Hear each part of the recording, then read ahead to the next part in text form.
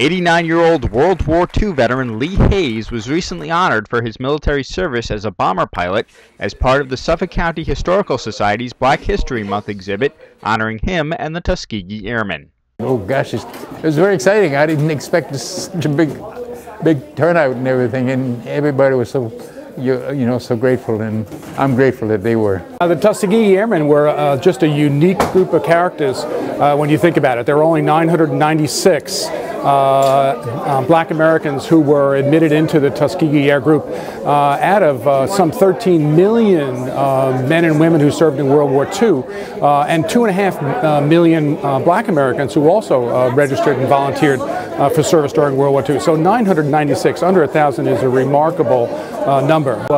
When World War II broke out, we realized we needed more airmen at this stage of the game, and blacks were admitted into a segregated military. And Lee Hayes today, from Long Island, our sort of Suffolk son, was one of them. Trained as a bomber pilot, never served in combat, but out of the 996, we only had 445 who actually served in combat. So he's a unique character, even completing his mission, really getting his bomber certification in 1946, and doing all that he did to get through all the discrimination and the prejudice and the intolerance that still existed in the United States in the 1940s. So he's a remarkable individual, and we get a chance to talk to him. He's just amazing.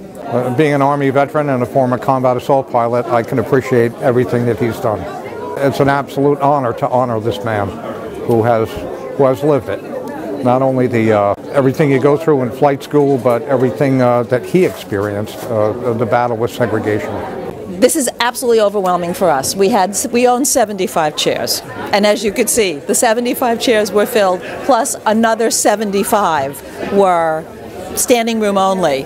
So this is really a truly remarkable turnout. It just is such a testimony to African American history, and such a pioneer as Lee Hayes, for what he's done for the African American experience, and as far as desegregation and a triumph. The celebration also highlighted the Lee Hayes photo exhibit. The exhibit is broken into two sections. This is the history of the Tuskegee Airmen, with some of Lee Hayes' photos actually incorporated into the exhibit. And from our collection, we've pulled patches and medals that are actually depicted in some of Mr. Hayes' own photos. So the reality of the object brings the exhibition more to life, so that this section is really the history of the Tuskegee Airmen, and that section over there is the history of Lee Hayes. And all those photos are from his own private, personal album.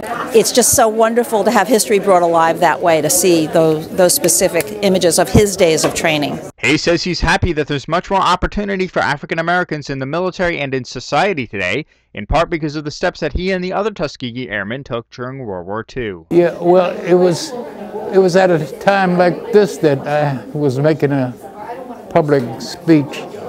It was at Brookhaven Laboratory, and then, they all come down to talk to me after I've talked. And then after I've talked, what surprised me so much was this fella put his arms around me and said, I'm great. I want to thank you guys for my job. So then, and I kind of asked in a way, what was you? He said, I'm a commercial airline pilot, and he was a black commercial airline pilot for United Airlines. So I thought that was a thing that we helped to do. Whatever you want to do, you can do it now. At the time, there were things that we weren't supposed to do, but I don't know why I always wanted to do something that you weren't supposed to do. The Lee Hayes photo exhibit will continue to be on display here at the Suffolk County Historical Society through the end of February. In Riverhead, Collora reporting.